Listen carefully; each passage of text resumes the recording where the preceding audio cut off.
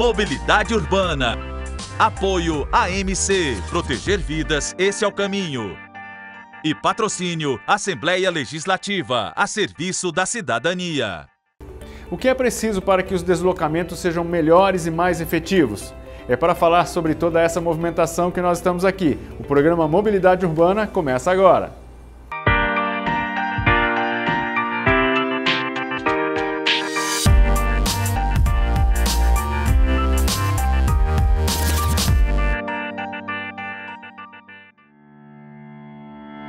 A vida moderna trouxe facilidades e desafios para todos nós.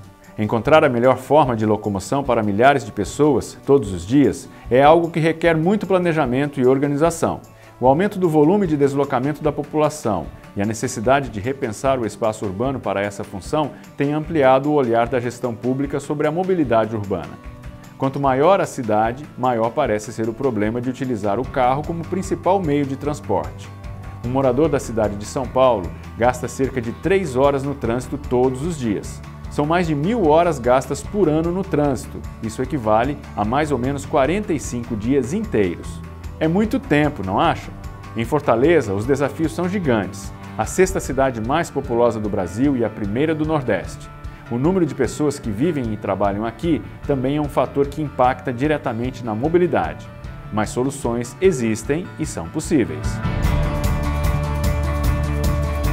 No programa de hoje, a gente vai conversar bastante sobre as mudanças que a capital cearense viveu em sua mobilidade urbana. Vamos receber em nosso estúdio o engenheiro e consultor Dante Rosado. Mas antes, vamos acompanhar a matéria que Ilan Gurgel preparou para hoje, dia 2 de abril, que é o Dia Mundial de Conscientização do Autismo. Vamos ver como inclusão e bicicleta se unem.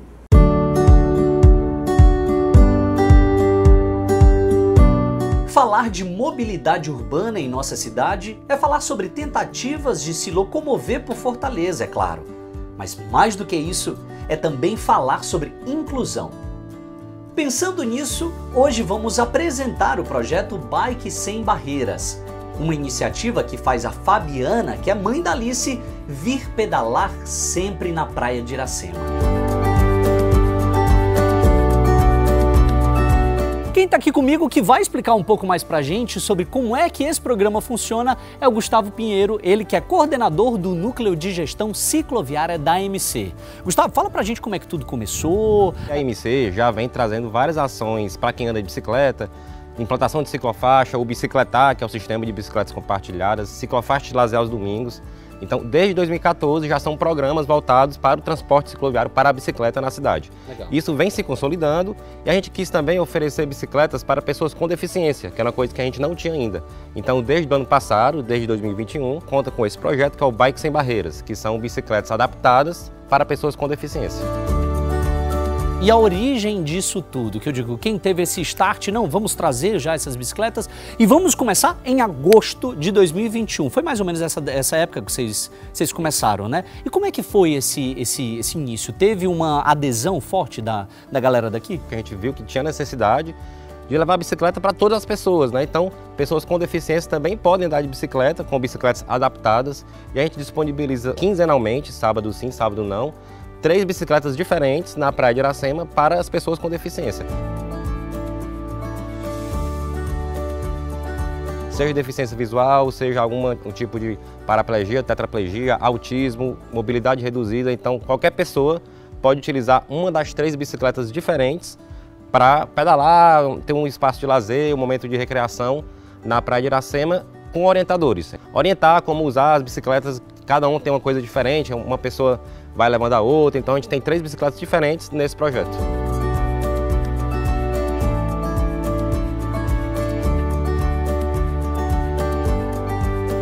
Bom, é claro que eu estou conversando com um especialista aqui, que foi um dos responsáveis, né, por essa intervenção, pelo início disso tudo. Mas eu não quero conversar com o coordenador do Núcleo de Gestão Cicloviária, eu quero conversar com o Gustavo. Como é que o coração do Gustavo fica vendo esse projeto, participando, ajudando? Como é que o ser humano atua?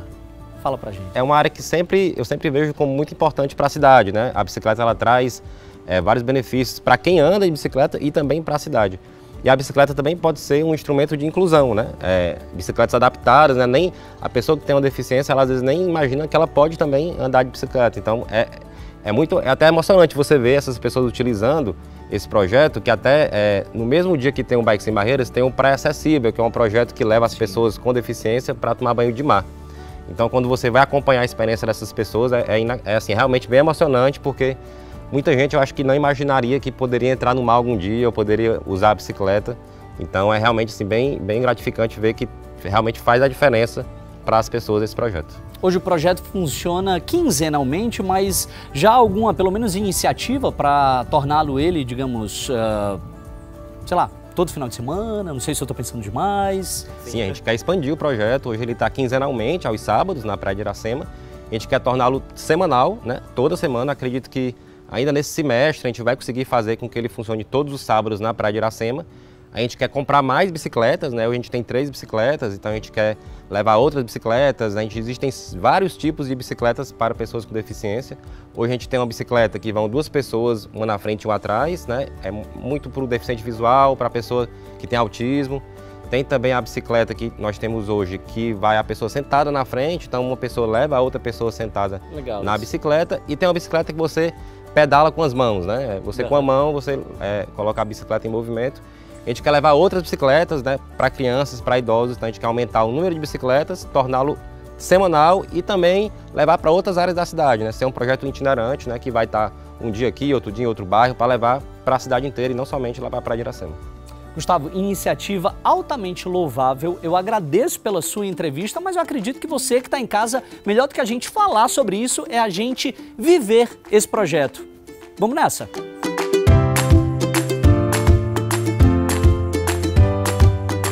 Tá na hora da Fabiana e da Alice entrarem na história. Mãe e filha estão desde o primeiro dia pedalando por aqui e consideram o projeto um jeito potente de se quebrar barreiras e também de se levantar muitas bandeiras. Então, nada melhor do que a gente viver na prática tudo isso. Só que dessa vez não serei eu que vou viver, e sim a Fabiana e a Alice, essas duas lindas que estão aqui, que vai explicar pra mim, Fabiana, desculpa atrapalhar aí esse momento, né, mãe e filha, coisa linda, mas fala pra gente como é que tudo começou. Aliás, vocês estavam aqui desde a implantação desse projeto, né, pra falar a verdade. Isso mesmo, a gente estava aqui no dia que foi feito o lançamento do projeto Bike Sem Barreiras. Foi maravilhoso. Eu, assim, nunca tinha andado de verdade, né, pedalado na bicicleta adaptada. Eu já tinha visto alguns modelos, né, o handbike. Eu tenho alguns amigos com deficiência que utilizam o handbike, mas eu não tinha participado. Então, para mim e para a Alice também foi super gratificante, né? Foi uma ideia nova na rotina da gente, uma modificação daquele final de semana tranquilo que a gente sempre tem, né? E o que eu busco sempre trazer mais estímulos para ela. Tanto o Praia quanto o Bike Sem Barreiras são projetos que colocam a pessoa com deficiência realmente incluída na sociedade. Que a gente fala assim, tem que fazer inclusão, tem que fazer inclusão, a gente fala muito isso. Mas todos nós estamos incluídos na sociedade, não tem um mundo à parte, né? A questão é você, de fato, efetivamente estar incluído nas atividades, na vida, na praia, na ciclovia, no supermercado, no restaurante. Então, o que falta isso são o que a gente chama de barreiras, né? Dentro da Lei Brasileira de Inclusão, as barreiras, começando pelas barreiras atitudinais, que são aquelas que envolvem o preconceito, a discriminação das próprias pessoas, né? Sim. Essas são as barreiras mais prejudiciais para a pessoa com deficiência, para dificultar a inclusão da pessoa com deficiência. Então, essas barreiras, quando chega de frente a um projeto desse, elas não existem mais. Elas se desfazem, né? Elas se fragmentam, porque você consegue inserir efetivamente uma pessoa com deficiência, seja ela intelectual, seja ela física, visual, com mobilidade reduzida, qualquer que seja, você consegue incluir dentro de um projeto desse, porque ele abrange a maioria, né, se não todas, as deficiências.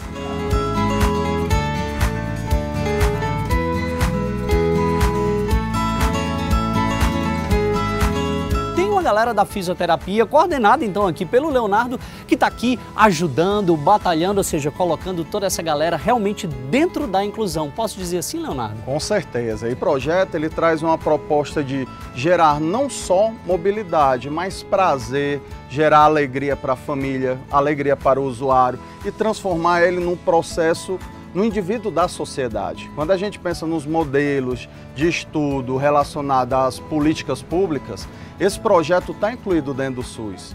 Não diretamente o projeto, mas sim a necessidade de incluir as pessoas com algum tipo de deficiência, para incluir e botar em prática os princípios que o SUS tanto abordam, nos passam, nos educam, que é a equidade, que é dar mais a quem mais precisa, a integralidade e, além disso, proporcionar uma independência para eles. Uma independência não, muitas vezes, física, mas emocional.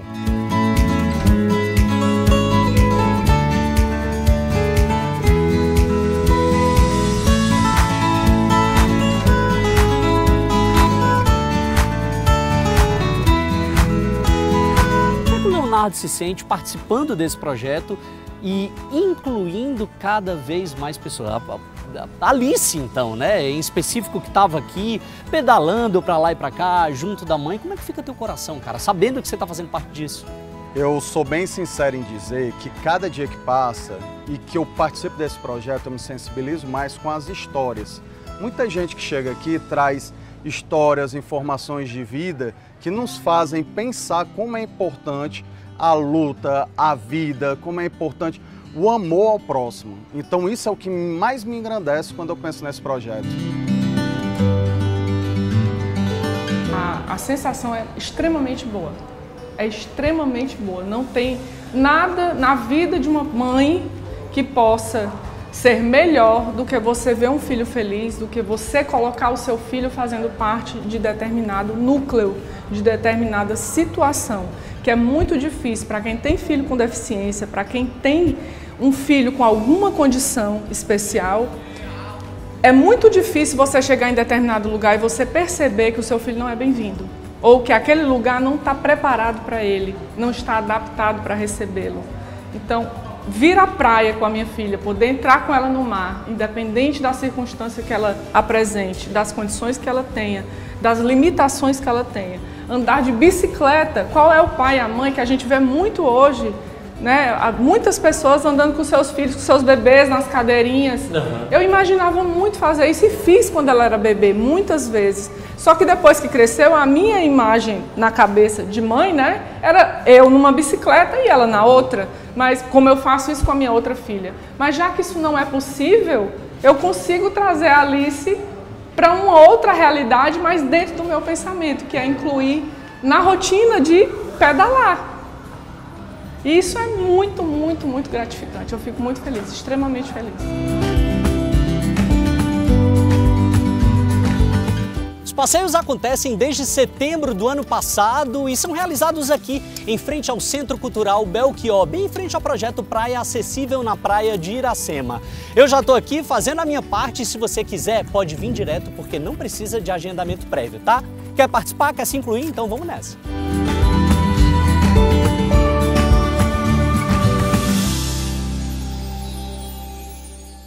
A gente vai dar uma parada rápida, mas no próximo bloco tem mais mobilidade urbana. Voltamos já.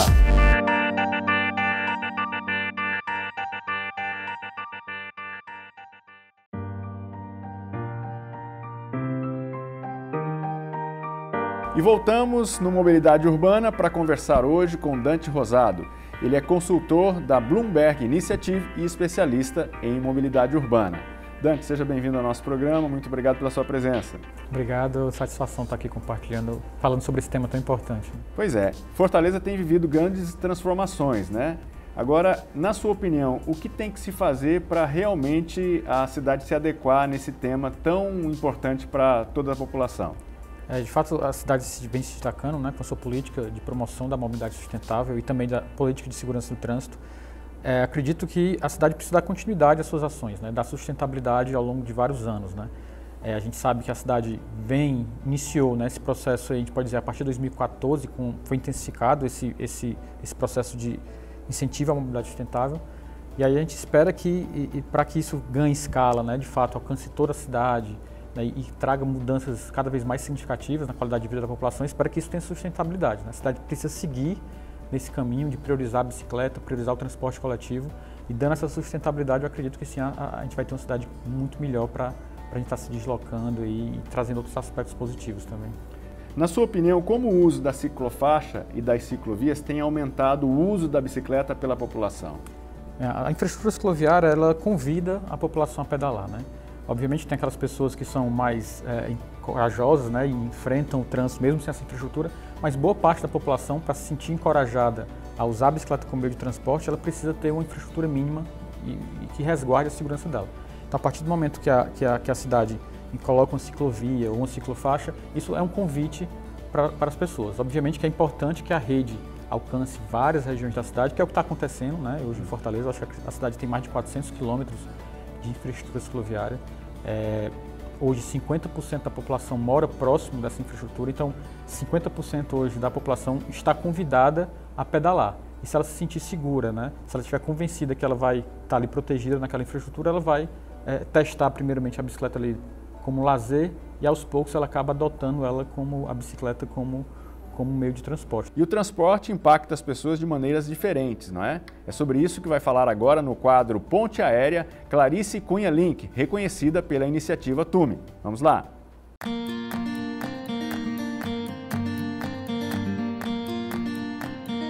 Oi, eu sou Clarice Cunha Link, eu sou diretora executiva do ITDP, que é o Instituto de Políticas de Transporte e Desenvolvimento. Falar de mobilidade urbana, para mim, é uma prioridade se queremos pensar sobre o futuro das cidades e a sustentação da vida nas cidades. Bom, o transporte sustentável de baixo carbono, ele está intrinsecamente relacionado com os 3 pilares da sustentabilidade, né? Quando a gente fala da questão ambiental, quando a gente fala do desenvolvimento econômico e quando a gente fala da inclusão e justiça social. Então, o ambiental, o econômico e o social, todos são impactados pelo modelo de mobilidade pelo qual a gente opta, né? Atualmente, a gente tem 3 grandes agendas globais. Uma delas é o Acordo de Paris, né? Que foi o acordo do qual o Brasil é um dos signatários, assinado em 2015, que define metas de abatimento de emissão de gases de efeito estufa. Então, do ponto de vista ambiental, essa é uma das principais questões com as quais a gente lida atualmente, considerando o cenário de emergência climática, e o transporte está relacionado com isso. Está relacionado também com 7 dos 17 Objetivos de Desenvolvimento Sustentável, né? Não só o Objetivo 11, cidades, né? Que trata efetivamente do transporte nas cidades, mas também dos outros objetivos, como o objetivo ligado à saúde, o objetivo ligado à eficiência energética, enfim, todos os outros têm aí o transporte atravessando de algum modo, o que é algo muito importante, principalmente quando a gente considera os objetivos anteriores, que eram os objetivos do milênio, né, que foram definidos em 2000 e foram utilizados como marco até 2015. Que não tinham transporte presente, né? Então, atualmente, o transporte está entendido como, de fato, uma importante área, né, para termos cidades mais sustentáveis. E também bastante presente na nova agenda urbana, que especifica, né, como é que a vida pode ser mais sustentável do ponto de vista do desenvolvimento urbano e enfatiza aí a cidade compacta, a cidade de baixo carbono e a cidade inclusiva. Então, o transporte ele aparece em todas essas grandes agendas e aparece como um eixo, né, um sistema fundamental para discutirmos, para olharmos, para revisarmos se a gente quer efetivamente uma sociedade mais sustentável. O transporte rodoviário é um dos principais emissores de gases de efeito estufa. Aqui no Brasil, é responsável por 48% das emissões no setor de energia. O Brasil atualmente está aí no ranking dos maiores emissores de CO2. Quando a gente olha para o transporte rodoviário, principalmente ônibus e carga, apesar de termos somente 5% do total de veículos circulando no país sendo ônibus e carga, eles são responsáveis por 59% das emissões.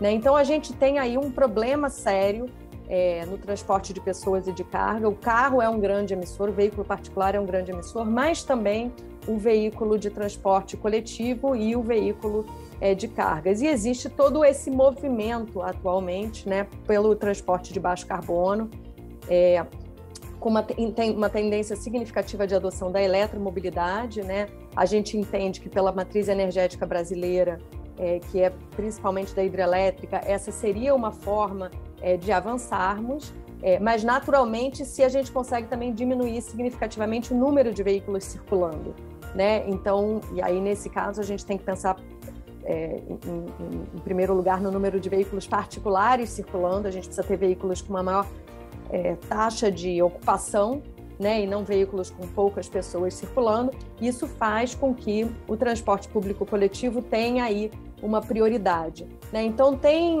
algo de fundamental que precisa acontecer no país agora, em todas as escalas governamentais. A gente está falando aqui do poder público nacional, né, de investimentos, de financiamento, que viabilize essa transição energética, né, e esse avanço da tecnologia veicular para esses veículos que são os principais emissores. E aí é claro, né, que isso entra na competitividade brasileira no cenário mundial como um todo, né? A gente agora está vendo aí um aumento significativo do valor do diesel, né? A gente precisa conseguir fazer essa transição o quanto antes, né? E tem todo um esforço acontecendo aí do setor público, da iniciativa privada, da sociedade civil, da academia, para caminharmos nessa direção. No programa de hoje nós conversamos aqui com Dante Rosado, ele é especialista em mobilidade urbana. Dante, mudando um pouco de assunto, na sua opinião, qual foi a maior transformação que a cidade fez, a maior transformação porque ela passou para resolver problemas de mobilidade urbana?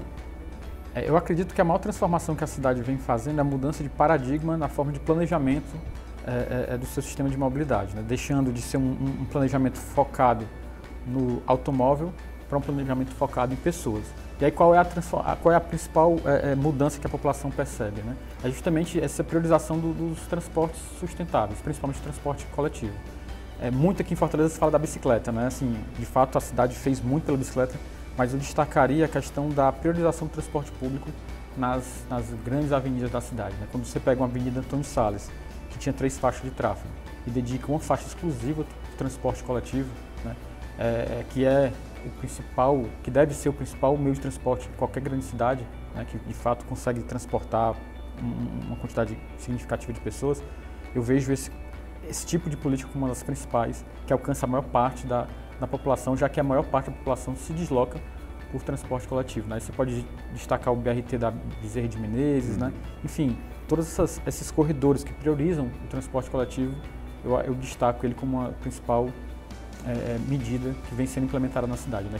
Mas o foco central é esse, é pensar a cidade para as pessoas ao invés dos veículos, né? Agora, Dante, na prática, a gente sabe que já foi feito muita coisa, a cidade desenvolveu bastante, mas na prática, o que ainda precisa se fazer nesse quesito de ciclovias e incentivo às pessoas para utilizarem a bicicleta? Perfeito. Como eu falei, né, um grande convite para as pessoas pedalarem, elas se sentirem seguras, né? Então a gente precisa cada vez mais aprimorar essa infraestrutura, além de ampliar, os técnicos da cidade precisam cada vez mais estar olhando para essas infraestruturas, buscando aprimorá-las, né? E garantindo também a manutenção.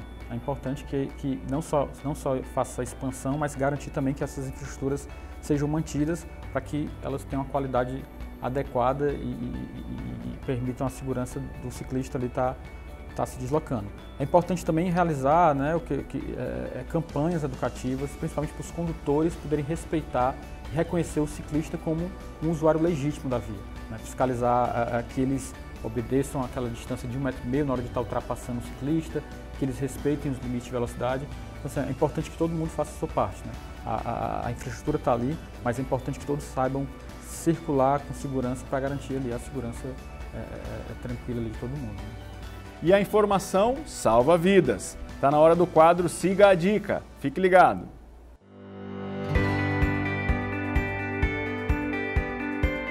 Meu nome é Biratã Teixeira, eu sou o diretor de Educação de Trânsito do Detran Ceará. Estou aqui no quadro Siga essa dica e vim falar de um equipamento muito importante, que é a faixa de pedestre.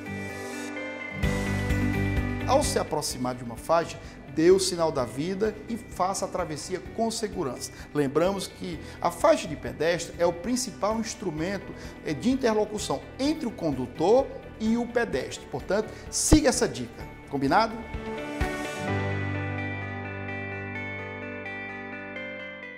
No programa de hoje nós conversamos aqui com o Dante Rosado, ele é especialista em mobilidade urbana. Fazendo uma comparação, Dante, existem experiências, iniciativas de outras cidades que podem ser aplicadas aqui em Fortaleza? Esse conceito de cidades para as pessoas já vem sendo implementado em várias cidades ao redor do mundo, né? Destaque para Amsterdã, Copenhague e mais recentemente Barcelona. Então, Amsterdã é campeã das bicicletas, né? Justamente. Amsterdã, inclusive quando a cidade trouxe para cá começou a priorizar a bicicleta aqui, né, nas ruas, muita gente criticou isso, em Fortaleza não era Amsterdã. Uhum. E a gente sempre fala isso, mas Amsterdã, 30 anos atrás, também não era Amsterdã. Era assim também, Era né? assim também. Uhum. O carro era priorizado, né? E depois de 30 anos ou 40 anos, depois de décadas, foi que a cidade conseguiu, de fato, ser transformada. Então, Fortaleza precisa também passar por esse processo de várias décadas para se aproximar de Amsterdã. Mas eu destacaria isso nessas cidades e elas são exemplos para a gente, né? Que se Fortaleza continuar nessa tendência, ela vai ter cidades similares a Amsterdã, Copenhague, Barcelona, e aí eu acredito que a gente vai ter uma cidade com qualidade de vida bem melhor. Né? Na sua opinião, até por curiosidade, como é que está Fortaleza aí no ranking Brasil? Ela está bem avançada? Tem muitas cidades à frente dela nesse quesito? Hoje Fortaleza está se destacando nacionalmente, né, pelo que vem fazendo. Obviamente que precisa muito ser feito ainda, mas o reconhecimento nacional de Fortaleza é uma cidade que está querendo mudar. Né? Todo mundo eu converso com os outros técnicos, outros gestores, e todo mundo quer saber o que é que aconteceu em Fortaleza. Né? E aí todo mundo fica querendo saber qual foi essa fórmula milagrosa, essa fórmula especial que em Fortaleza. Né?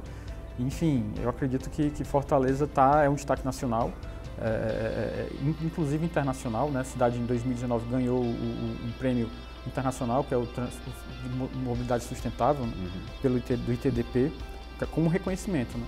Obviamente precisa, como eu falei, já muito precisa ainda ser feito, mas eu não saberia classificar isso no ranking, mas hoje Fortaleza com certeza é um destaque das cidades que mais promovem e estão avançando aí com a mobilidade urbana sustentável. Né? Para a gente finalizar, Dante, quais são os próximos passos que Fortaleza precisa tomar, ou que precisa fazer, para realmente se tornar um diferencial e um exemplo de mobilidade urbana? Eu acho que essa política precisa ser institucionalizada por meio de planos. Né? A gente tem aí na perspectiva da cidade de criar o plano de segurança viária. Eu acredito que esse plano vai ajudar a cidade a garantir que essas medidas que estão sendo executadas tenham continuidade ao longo do tempo. Como eu falei, da mesma forma que Amsterdã precisou de 3 décadas ou 4 décadas para ser o que é hoje, Fortaleza precisa de continuidade. Né? Então, essas ações precisam ter garantias que vão ser continuadas, e eu acredito que os planos, né, tanto o Plano Fortaleza 2040, como planos de mobilidade urbana e planos de segurança no trânsito, eles podem garantir isso, né? Estando lá na força da lei, garantir que os gestores, né, deem continuidade a essas medidas que estão sendo implementadas agora, para a gente não ter nenhum retrocesso lá na frente. Né? Eu conversei aqui com o Dante Rosado, ele é especialista em mobilidade urbana, consultor da Bloomberg Initiative. Dante, muito obrigado pela sua participação e parabéns aí pelo seu trabalho. Eu que agradeço. Finalizamos aqui mais um Mobilidade Urbana. Muito obrigado pela sua participação. Eu aguardo você no próximo programa. Até lá.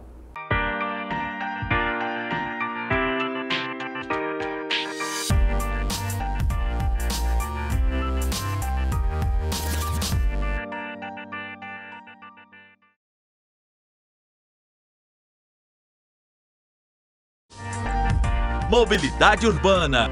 Patrocínio Assembleia Legislativa, a serviço da cidadania. E apoio AMC. Proteger vidas, esse é o caminho.